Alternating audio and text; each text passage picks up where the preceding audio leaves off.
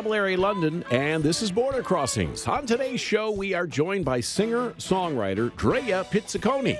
After experiencing a very personal physical and psychological traumatic experience, Drea set out to help young women around the world facing similar challenges. She started her own charity organization, Compositions for Cause, and has also pursued her passion for music. The BBC have referred to her music as magnificent and stunning. And today, Drea Pizziconi joins us to share her story and her new music. Stay tuned to Border Crossings. When lily-white children dream like butterflies.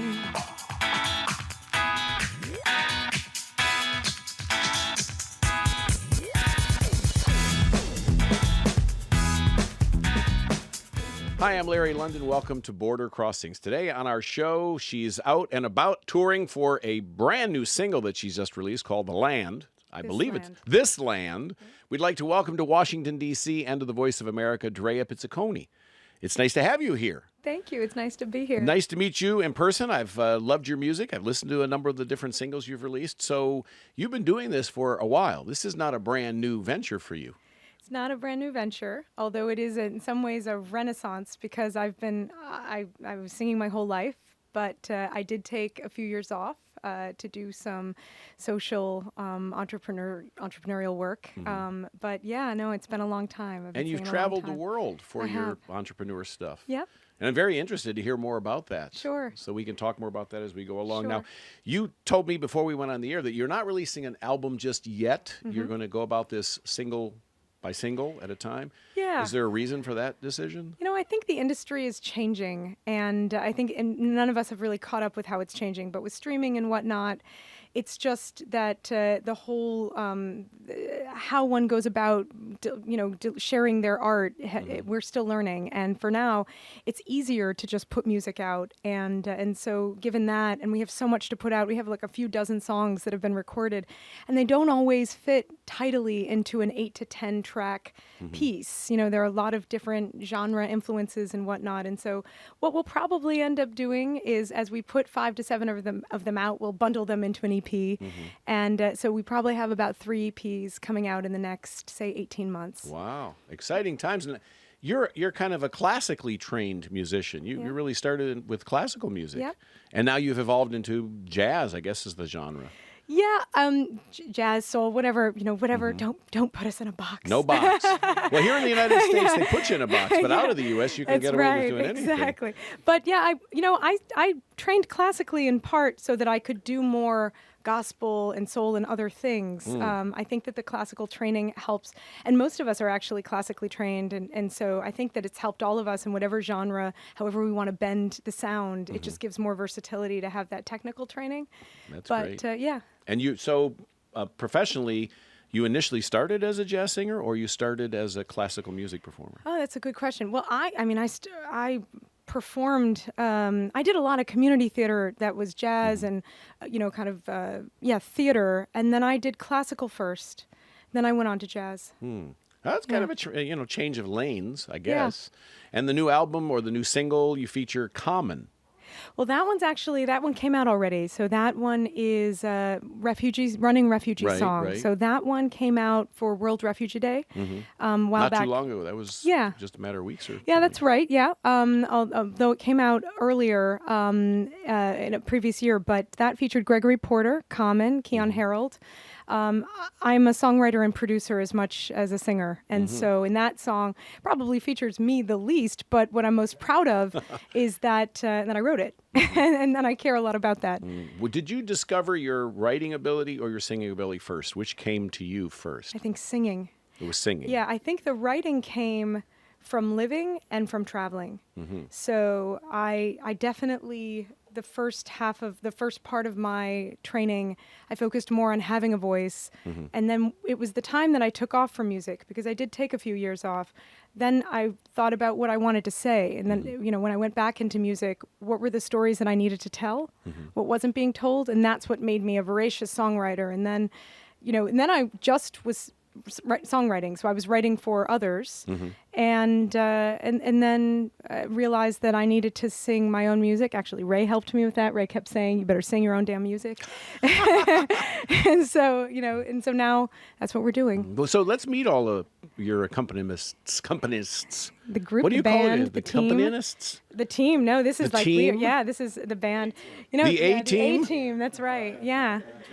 Yeah, so this is Ray Angry, incredible keys player, producer, composer. Frederic Naumann, amazing violinist. Dave Egger, cellist, arranger, producer. Oz Noy. All of these guys write. They all write, produce, and they're frontmen in their own bands as well. I am incredibly blessed to have worked with them on this music and to have them here today. And it's been a love fest.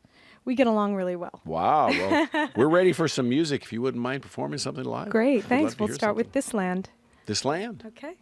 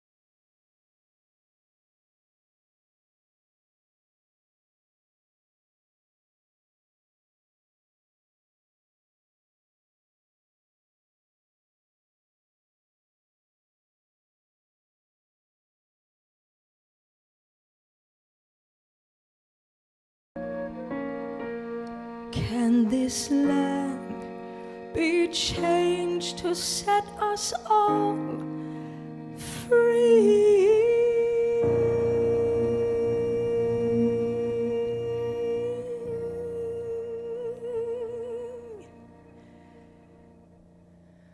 Lovely, lovely. That sounds like it belongs in a movie.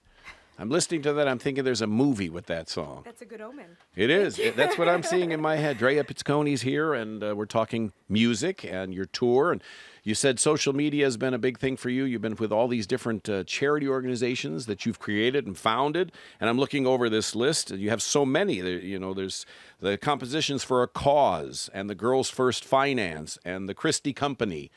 When do you have time for music? Well, that's why I took a few years off. Just to focus on all of these. Well, they play into each other. I started, those ventures came out of actually touring. I was in Asia, and I saw child labor for the first time, and I was singing. And it occurred to me that that little boy was not making it to our show and might never see a live performance. But he did need to go to school, and it didn't look like that was in his future either. And my mom was an urban educator. I grew up very much with education access. My dad is the son of immigrants, and education is kind of the game changer for everyone. So it was a passion that bled as deeply for me as music does. And so I needed to settle that, and I needed to give back more than I've taken. And but then in that process, I realized that I was, especially because we work in Africa and we try to expand education access there for university students. And you come across the most incredible stories, and I've lived some of those stories. And then I realized that somebody wasn't telling them those stories, those particular stories, and then I had to, as a musician and as an artist again. And so then I came back to it, and now I have an amazing team, and that's how we make it all work. Not always perfectly. So you go to Africa quite a bit then? I do. And we're being heard and seen in Africa. So where, all of Africa, the whole continent you performed? I've made my way around Africa, but I have, we have projects we've done work in Ghana, Kenya, South Africa, Cote d'Ivoire, Sierra Leone is very close to my heart. I've worked a lot there. Tanzania, Uganda, Senegal. I mean, it's a long list. Wow. Everybody will be thrilled to hear you on the show. And I love Africa. One of the greatest gifts that I've had in my adult life was being embraced and learning the African culture. There are so many values and principles that I've learned from my time there. I lived in Rwanda, and I just, it's always going to be a part of my life, my time there, my work there, and the families and friends that I've made there. We have an affiliate in Kigali. It's just, all throughout Africa and through the world. You have traveled Asia, you mentioned earlier as well. Middle East. Do you have places that inspire the songs that you write? I mean, from your journeys, you go somewhere and say, this makes me want to write this song. Yes. And in fact, you asked, how do I find the time? People don't realize how convenient it is to write on planes and in hotel rooms. Most of this music has been written in a hotel room or in transit, because you get 10 hours or 15 hours to do nothing else, and you can bang out 3 or 4 songs. So I find that writing music, it either comes to you immediately or it takes years. And those songs, eventually they come to you immediately too. But there definitely are places that inspire a lot. I was in Petra, Jordan. That was incredibly inspirational. I've written a lot of music in Ghana. In Tanzania and Kenya, the Chulu Hills and just the Masai Mara. They're so beautiful. A lot of those places, I've written music there. And this was always the plan, music? Because you attended Yale. Yeah. I mean, were you thinking music when you were, in high school and college? Yeah, so music was always the original plan. But I had a lot of passions. I had a lot of passions for international diplomacy. I did a lot of debate. I did Model UN. For anybody out there who does Model UN, I was a big-time Model UN person. And I think that the social entrepreneurship, I've realized, is the diplomacy of the 21st century. I mean, we work with OPIC, we work with the federal government, they're one of our financiers, and they need entrepreneurs to go into these new places and to share our values and to learn their values and collaborate. And so it all kind of works together. It plays in together well. And so, yeah, music was the original plan. Now it's music and all of these other things. But the plan was always to give more than take. That was always the plan. Well, that's wonderful. And you have a beautiful voice. Is that something you trained yourself, or did you have vocal coaches growing up, or how did you derive that voice? I have definitely had wonderful voice teachers. My first teacher's name was Eric Chalfant, if he's out there. Shout out. Shout out to him, Neil Seymour. I now work with Don Lawrence, who's incredible. I trained at Tanglewood. I was very blessed to have a proper classical training, and Yale has a wonderful school of music. And although I was there at the undergrad, we got all of that exposure. I've been blessed to have the support to transition then into rock and soul and these other genres, because you do use your voice differently, and that was learning a new muscle as well. And you play an instrument. I do. I mean, played. It's been a while, but I was very serious in orchestral percussion, so I played timpani very seriously. I think that helped me with my ear, because back in the day, now you just flip something and it's tuned, but back in the day you had to tune the timpani during the song, which was very fun because it was very stressful. But we're so happy to have you in our studios, and of all the worldwide stories that you have, I'm very eager to hear about something that I read particularly where you at one point you felt very uncomfortable in your own body. You felt uncomfortable showing much of yourself. Yeah. Which is kind of a strange thing for a person who's in this business to go through that feeling. But I want to talk to you about that after, if you wouldn't mind doing a song. Okay. I'd like to hear another song. Sounds good. Drea Pizziconi. This next one is Tryin' Times, and this song was written by Donny Hathaway and Leroy Hudson, but it's not performed often, and so I've kind of modernized the lyrics a little bit. All right. It's our take. Okay.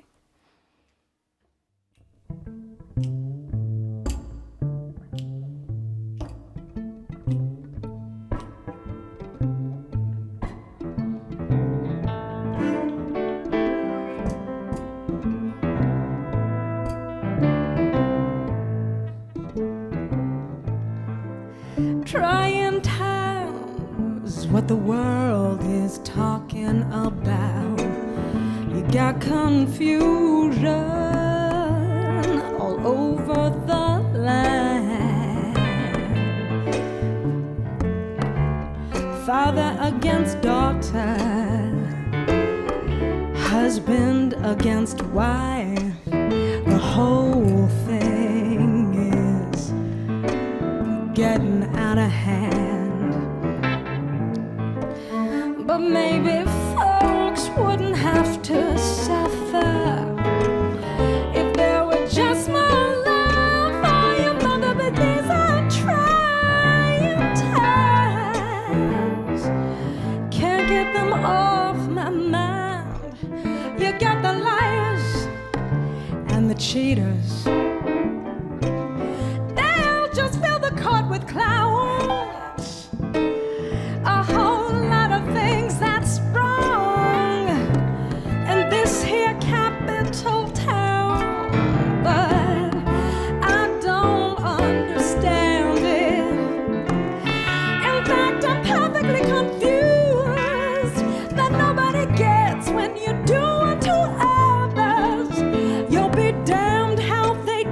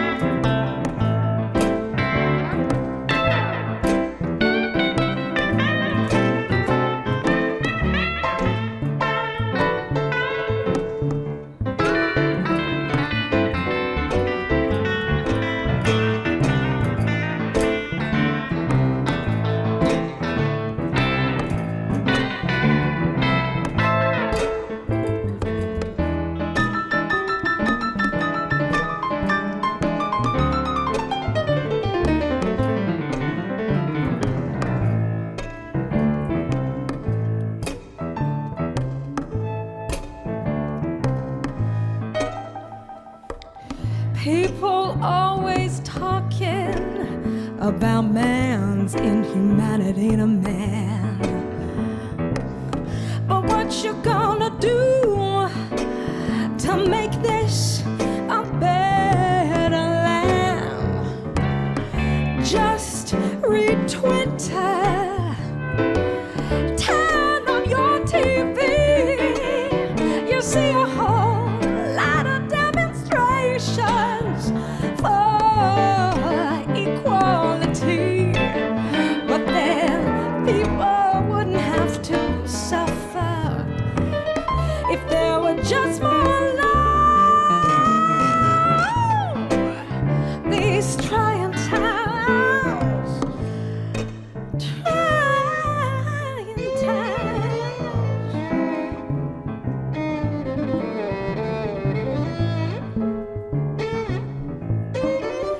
You got collusion all over the land.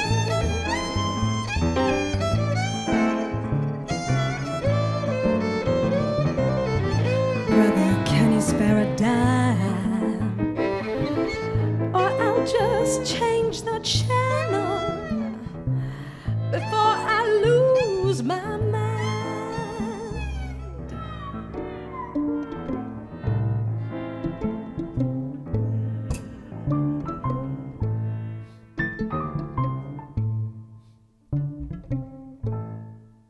Yes, Drea Pizziconi, live on the Voice of America, and you're a singer, a songwriter, a director, a producer, and you're also out speaking on behalf of empowerment. The music is now about empowerment. The message in that was equality in the song we just heard.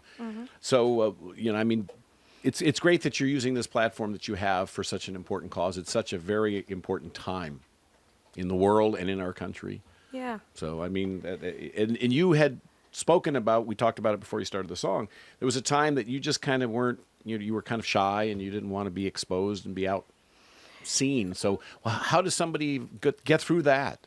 With a lot of therapy. I mean, you can tell because, right? Exactly. It's actually, I'm one of the only people you might ever meet. I've never been on Facebook. Really? I've never been on Facebook. You can tell. You can see it. I know. I just joined Instagram and Twitter recently. I joined it when Refugee Song came out. I'm a survivor, and many women are. And we didn't even think about, and I do give credit for those who came before us and in the Me Too movement, what's happened, because for many of us, we never thought about even talking about it. And then we realized that by not talking about it, it's, silence only favors the oppressors and nothing will change. And so, yeah, there was a time, it's partly why I probably left the music industry for a while, because I just was so uncomfortable being that exposed. I didn't want untoward attention, and I had to get over that. And so making up for some of those lost years. But I will say that if you invest in the work, anything can be healed.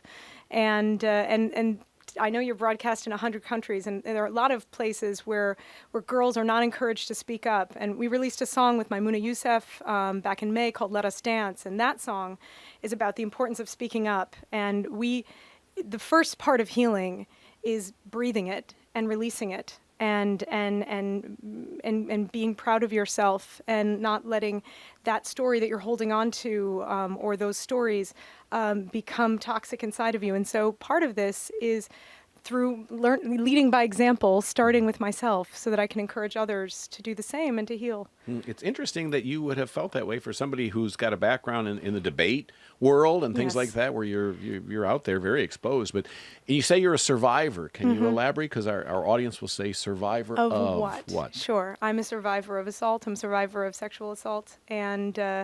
And many women are. This is 1 out of 3 women, and the statistics are staggering. And partly why I released that song, "Let Us Dance," is because, a lot of people don't realize that even here in America and certainly in Africa and other parts of the world, what's happening today with the cost of education. This wasn't my story, but when I came upon this story and the work we did, I knew I needed to do something about it. There are millions of young women who are signing up to escort services here in America to pay for college.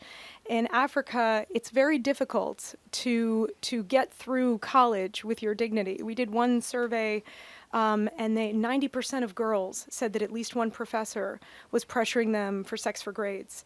And that is staggering. And it's something that they've gotten used to. And it's relevant because sometimes when their CVs are judged and when their resumes or their grades or whatnot are judged, it happened to me when I was in college. I had a professor who did something and I took the bad grade and I didn't speak up about it. But then you realize later in life, well, why did you get that bad grade there? It must have been because you didn't do well enough. And they don't realize the backstory for many young women is that they had to choose their dignity. And that is something that's very precious. And so a lot of the work we're trying to do is with Girls First Finance is to help those girls have better options and to get the support they need and the advocacy so that they're not alone and they can also manifest their best. Well, it's wonderful, everything you're doing as a voice, one voice to help in those areas and giving your own personal story and opening up a part of your own self. And I know that, this Me Too movement has come a long way, but has a long, long way still yet to go. And I feel, support for everybody who's trying to get equality. And this music must be therapeutic for you to sing it as well. These songs have so much meaning, so much deep personal meaning. Yes. And if Maimouna were here, and she did such a beautiful rap on Let Us Dance, and I'm so grateful to her as a collaborator, we talked about it. In fact, I rewrote the song because it used to be called Let Her Dance. And she said, why are we asking for permission? and she said, and we both are survivors. And we talked a lot about it. And we both said that, but for music and writing music, it would be hard to heal. I'm very lucky that I have this medium where I can it's also a very discreet way to, well, it's not so discreet here, but it's a comfortable way to share your story when it's veiled in creativity and art. It's a little easier. It's dipping your toe in the water. Once it was out there, I realized then I had to back it up and I needed to open up. But what has encouraged me is all the young women and the older women who will come up to me sometimes and just take my hand and say, I'm a survivor too. And their eyes light up. And I realized that this might be the first time I was in Africa with Ambassador Young and a whole group. And there was this amazing woman whose eyes lit up when she heard me say it. And she turned to me and it felt as if this was the first time that she called herself that. And yet she'd been living with that pain for decades. Wow. Well, thank you for letting us into your personal life and your story and sharing that. And that's how we can all learn and grow, is by, listening to you as an example and following your example and enjoying your music too. And we're trying, Girls First Finance is not just about talking. The idea of it is actually to provide student loans for girls and to provide mentorship, to create an ecosystem where, connecting girls to the world and so that they have access to the counseling services they need, the mentorship. Women often don't mentor other women as much as we might think. And so that's part of the solution, but also just affordable loans because girls happen to pay loans back. Their default rate is so much lower than, no offense, guys. So is there a website where people can, because now that you're finally on Facebook or these... Soon. I'm on Facebook soon. Oh, you're soon. Yeah, exactly. Okay, where can people go to Sure. find you right now if they want to find your story, get your CD and all that stuff? Sure. So they can follow me, Drea Pizziconi, on Instagram and Twitter. There is a website, girlsfirstfinance.com. We will be on Facebook very, very soon. We're doing it one step at a time because it's a lot for me. But no, we're out there now. I made a commitment to being accessible and available, and we're doing it. I use Instagram the most, but I have a website, dreapizziconi.com. And And a tour? Are you planning internationally, more touring? Yeah, so it fits in with the other work. The other work doesn't stop. So definitely doing more promo tours or promo shows. I was just in London recording This Land on BBC. Right. Your counterpart, almost literally. Yes. Yeah. And so oftentimes I will do a conference or do meetings in Africa, and then I will kind of bookend them with some shows, and that's worked well. And so we'll do more of that in the fall, and then probably do the festival circuit starting in the spring. And the new EP is coming out? It's coming out before the end of the year. Oh, Yeah, great. but the singles will come out once a month. Right. So there will be a new song. We have another one, Tryin' Times, the one we just did. That's coming out probably by in the next week or two. That will be out, and then the team likes to release one a month. So we're trying to stick to that schedule. But we have about 25 songs that need to get out, and of course I keep writing. So who knows how long this is journey. I'm doing an EP with an artist in Ghana too, EL. Excited about that. That will come out in the spring. Ray and I have produced some stuff together. That's going to be coming out as part of it. And all of these guys constantly have music coming out. So, and I tag them in a lot of my posts, so you can find all of them that way too. Do you have a name in mind for the new EP since it's coming out in the next few months? Let Us Dance. I'm very proud of the cover art for Let Us Dance. And on it, there's a sash. I'm riding a rocket being navigated by a unicorn, which was the vision I had in my head one night. And it was an amazing illustrator that brought it to life, Aaron Boyle. And on it, there's a sash that says Princess with Purpose. And that might be what it is. There is oftentimes, I'm a feminist. I'm a global feminist, which is a shout out to Annie Lennox, who we look up to, and she was part of the CAMFED initiative. But I am not. I'm still very feminine, and sometimes that people think that those two compete, and so. I still, I'm a bit of a principessa, and but I try to live a life with purpose. So it might be that's the title. We'll see. Well, I'm sure you've inspired a lot of people today and throughout your career with your message and your music. Would you do another song for us? Sure. This next song is called Border Child. It will come out after Trying Times, and it is about what's going on right now on the border, and so it's very topical. Okay.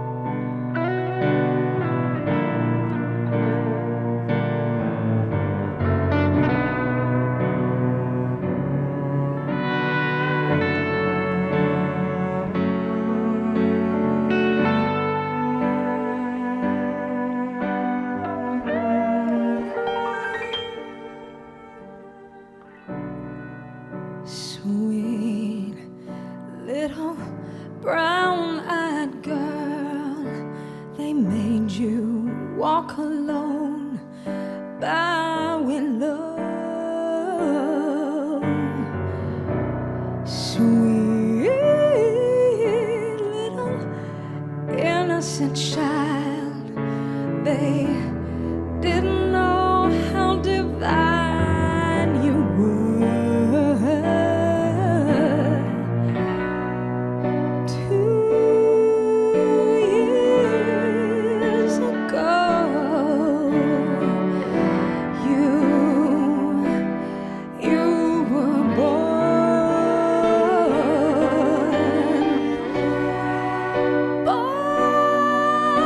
in a humble town. Sweet little bright-eyed girl, the world treat you wrong, child, thought you wrong too. We have so much to learn, my dear. We couldn't see the gifts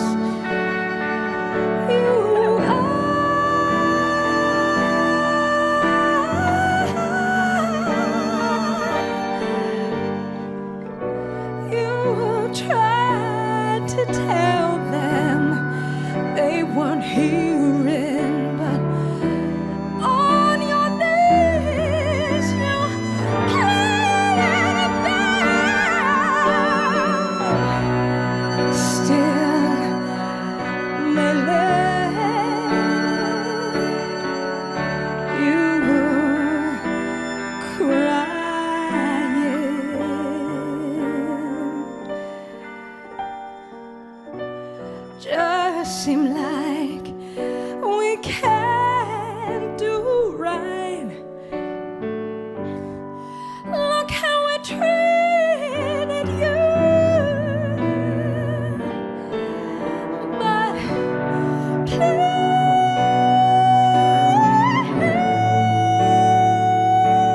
please forgive us, Lord.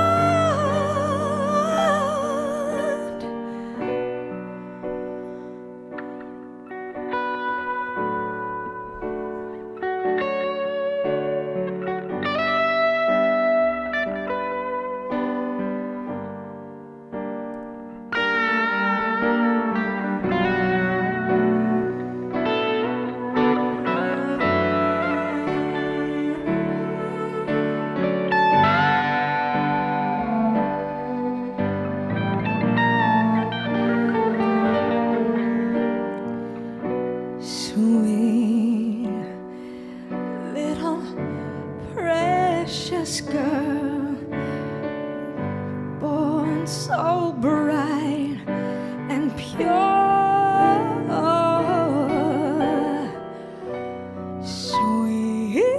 Sweet little innocent child, we didn't know how divine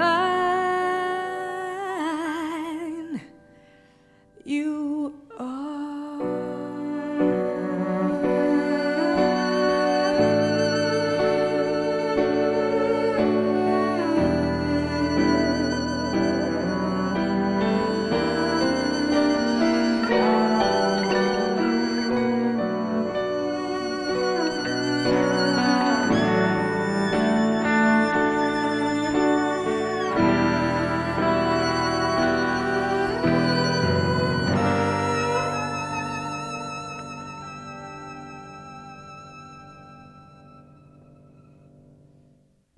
I love it.